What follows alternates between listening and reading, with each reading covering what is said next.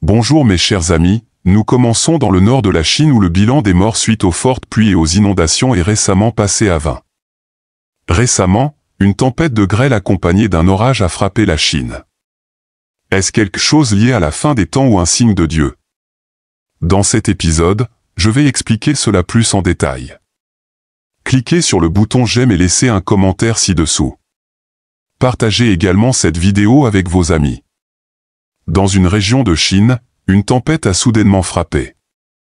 Des vents forts accompagnés de nuages noirs épais se sont levés du nord, portant le bruit de violents orages. Les champs verts lumineux ont soudainement été pris dans une pluie battante accompagnée de vents forts qui ont secoué chaque plante. Dans le ciel, la foudre a clignoté brillamment, résonnant avec le bruit assourdissant du tonnerre. Les fortes pluies ont créé d'énormes vagues sur les rivières et les lacs, rendant toute la terre de Chine semblant mystérieuse et rebelle.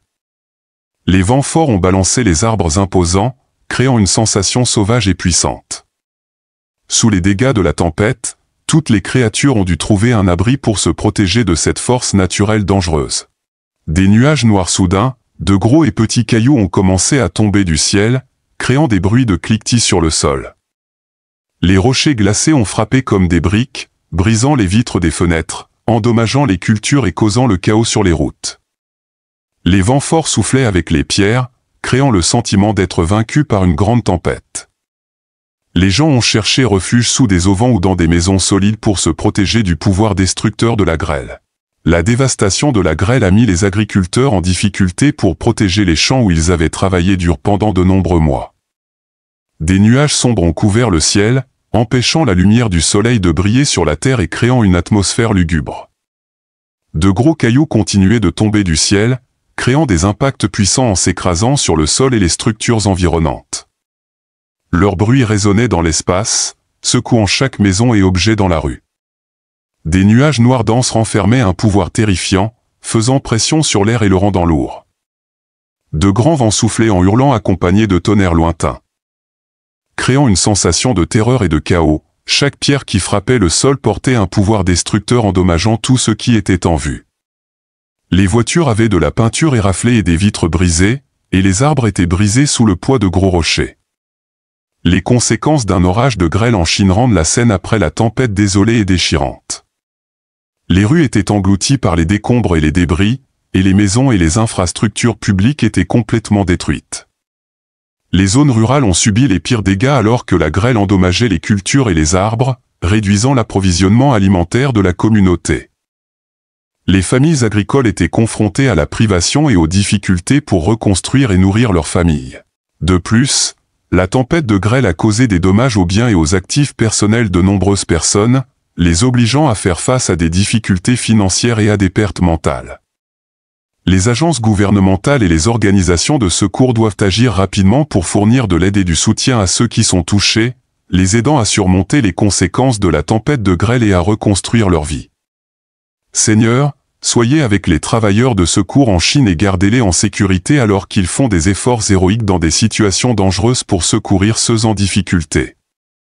Seigneur, soyez avec tous ceux qui attendent d'être secourus. Gardez-les en sécurité et apportez-leur rapidement de l'aide. Que Dieu bénisse chaque personne touchée par cette tempête et les entoure de votre amour, de votre protection et de vos anges. Qu'ils sachent qu'il y a des millions d'entre nous ici-bas qui prions pour eux et leurs proches. Nous te rendons toute la louange et la gloire pour toujours, Seigneur, et sachons que même dans les heures les plus sombres, tu es toujours avec nous. En 2023, une tempête dévastatrice a ravagé les Philippines, laissant derrière elle un sillage de destruction. Alors que les vents féroces hurlaient et que les pluies torrentielles tombaient, des communautés étaient déchirées et des vies bouleversées. Au milieu du chaos et du désespoir, de nombreuses personnes ont capturé des images saisissantes de la fureur de la tempête, documentant le pouvoir implacable de la nature déchaînée. Cependant, parmi les images capturées par un homme et sa fille, il y avait quelque chose de profondément inhabituel. La scène qui suit vous surprendra, un objet étrange et non identifié a traversé le balcon. La vidéo a rapidement attiré l'attention, suscitant de l'intrigue et des spéculations parmi les spectateurs du monde entier. Certains attribuaient le son mystérieux apparaissant lors d'un orage à de grands phénomènes naturels, suggérant qu'il s'agissait simplement d'une coïncidence étrange. D'autres, cependant, y voyez quelque chose de plus profond, un signe ou un message d'ailleurs. Que pensez-vous que ce soit? Est-ce le son de la trompette apocalyptique? Qu'est-ce que cet objet volant? Veuillez laisser votre réponse dans les commentaires ci-dessous. Tout au long de nos vies, nous sommes inévitablement confrontés à des obstacles et des épreuves qui semblent insurmontables seuls. En ces moments, d'innombrables personnes se tournent vers leurs convictions religieuses pour trouver réconfort et force. La prière se présente comme une pierre angulaire dans cette quête de connexion avec le divin et d'assistance en temps de besoin. La prière n'est pas uniquement la transmission de mots à une puissance supérieure, elle incarne une foi profonde et l'espoir. Elle sert de lien entre l'humanité et le monde spirituel, où la foi trouve son expression et où la résilience est découverte. À travers diverses religions et doctrines spirituelles, la prière transcende la simple verbalisation. Elle englobe un état d'esprit, une attitude de révérence et de croyance. Par la prière, la proximité avec le divin est atteinte, apportant grâce et force pour le voyage de la vie. Par conséquent, l'acte de prière et la croyance en son efficacité sont devenus des composantes intégrales de nombreuses vies. Témoigner de transformation, de soutien et d'intervention renforce la confiance en la foi et en la prière. Dans le discours qui suit, nous plongerons plus profondément dans la signification de la prière, la puissance de la foi et leurs implications profondes sur notre existence quotidienne. Nous découvrirons qu'en prononçant nos prières et en plaçant notre confiance dans le divin, les manifestations de la présence de Dieu et de son intervention deviennent palpables dans nos vies, dans le silence serein du petit matin, lorsque le monde sommeille et que l'âme recherche la tranquillité, existe une force puissante en attente de libération, le pouvoir de la prière. C'est un échange sacré qui transcende les limites terrestres, atteignant les profondeurs mêmes de l'étreinte céleste. Ce pouvoir, mes compagnons, n'est pas un privilège réservé à quelques-uns, il est accessible à tous ceux qui osent croire, à tous ceux qui osent nourrir la foi lorsqu'ils prononcent leurs supplications. La foi sert de pont entre nos suppliques mortelles et la compassion illimitée du divin. Si vous êtes fermement convaincu que Dieu peut opérer un changement dans votre vie, unissons-nous dans la foi. Joël a prophétisé un scénario similaire, Joël 3, 30 à 31, prévoyant des phénomènes extraordinaires tant au ciel que sur terre, avec du sang, du feu et des colonnes de fumée, alors que le soleil se transforme en ténèbres et la lune en sang. Cela préfigure l'arrivée du grand et redoutable jour du Seigneur, alors que nous anticipons la résurrection de Jésus-Christ pour le jugement, il est impératif de plonger plus profondément dans la signification des 6 signes célestes de la fin des temps, dépassant nos attentes pour les derniers jours. Alors que ces signes célestes peuvent signaler la culmination du temps, il est crucial de comprendre qu'ils incarnent des symboles d'espoir plutôt que de désespoir. L'apôtre Paul nous a enseigné sur la guerre spirituelle, en insistant sur le fait que nos batailles ne sont pas menées contre la chair et le sang, mais contre les forces spirituelles, habilitées par le Seigneur pour démolir les forteresses.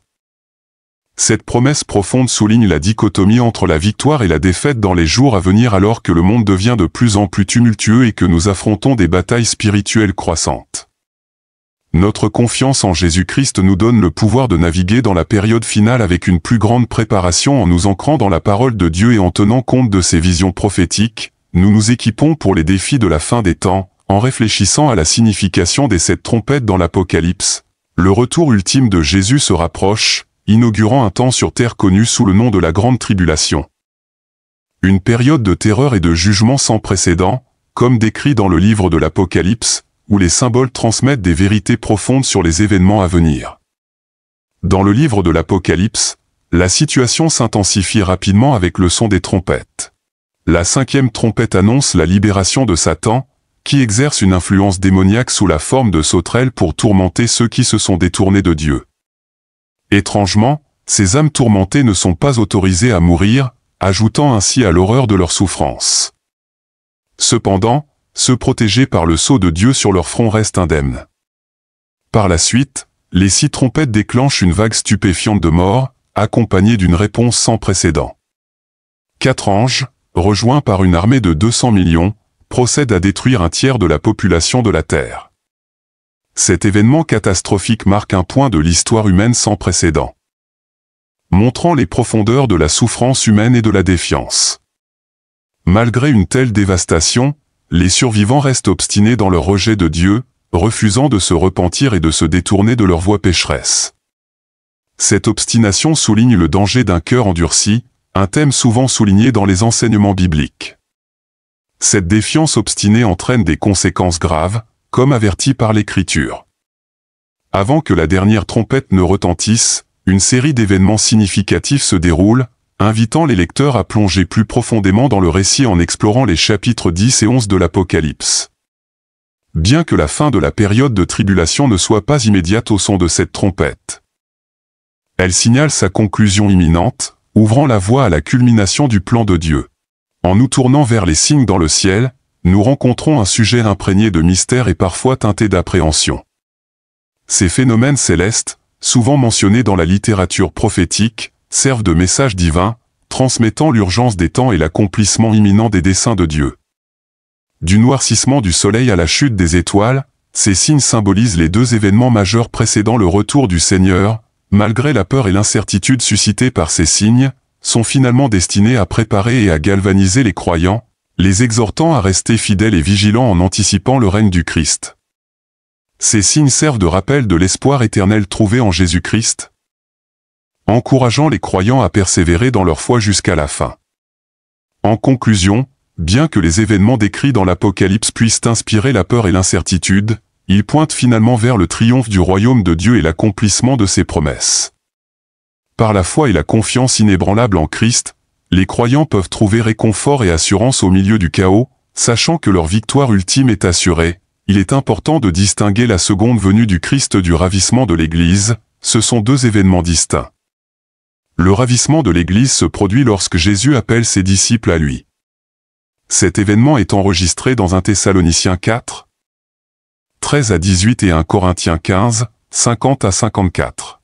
Le ravissement de l'Église survient avant la tribulation de 7 ans. La seconde venue du Christ est distincte du ravissement parce que lors de la seconde venue de Jésus, il touchera littéralement le mont des Oliviers, Zacharie 14, 3 à 4.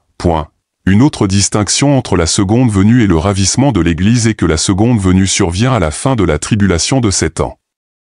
Lorsque le Seigneur reviendra, la seconde venue de Christ sera radicalement différente de sa première venue sur terre. La seconde venue de Christ est un événement important en eschatologie. Il est crucial de comprendre la seconde venue, quand elle se produira et ce qu'elle implique. Avec les événements récents dans le monde, de nombreuses personnes pensent que la seconde venue de Jésus est proche, mais en est-il ainsi? Dans cet article, nous discuterons de la seconde venue de Jésus. Lors de sa première venue, il était le roi doux, monté sur un âne, Zacharie 9 verset 9. Mais lors de sa seconde venue, Jésus reviendra en tant que puissant roi guerrier qui détruira ses ennemis. Jésus lors de sa première venue était pacifique et doux, mais lors de sa seconde venue, il reviendra avec son armée du ciel. Il n'y aura pas de douceur cette fois-ci, car Jésus sera un guerrier avec une épée à double tranchant, Apocalypse 1, 16, le livre de l'Apocalypse parle abondamment de la seconde venue de Christ. Apocalypse 19, 11 à 16 nous dit que Jésus reviendra en jugement.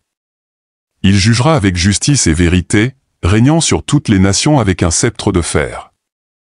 Ce passage des Écritures nous montre que Jésus reviendra avec puissance, force et majesté. Le moment de la seconde venue ne viendra pas avant la fin de la tribulation de 7 ans, qui survient après le ravissement de l'Église.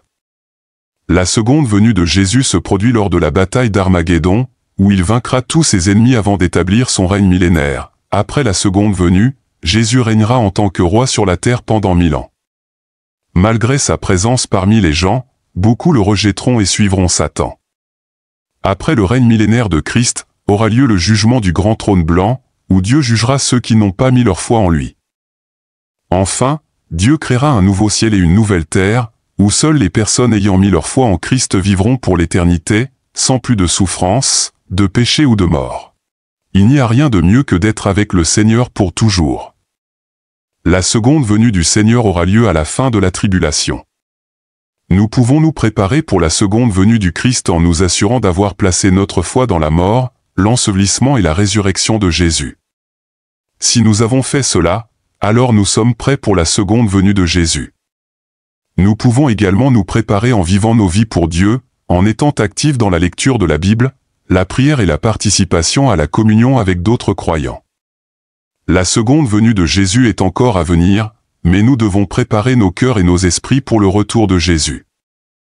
Nous pouvons aussi nous préparer en aidant d'autres personnes à connaître Christ comme leur Sauveur en partageant l'Évangile avec eux. Partager l'Évangile peut être effrayant, mais avec l'aide de Dieu, nous pouvons le faire. Un facteur motivant pour partager l'Évangile est que nous savons ce qui arrivera à ceux qui choisissent de ne jamais placer leur foi en Christ, le lac de feu. Comme nous aimons toutes les personnes, nous devrions partager la vérité du salut par la foi en Christ, car il est le chemin, la vérité et la vie. Jean 14, 6, Jésus veut que toutes les personnes le connaissent et l'acceptent comme leur Sauveur et Seigneur. Le Seigneur a créé toutes les personnes et il désire ardemment que nous partagions l'Évangile avec toutes les personnes.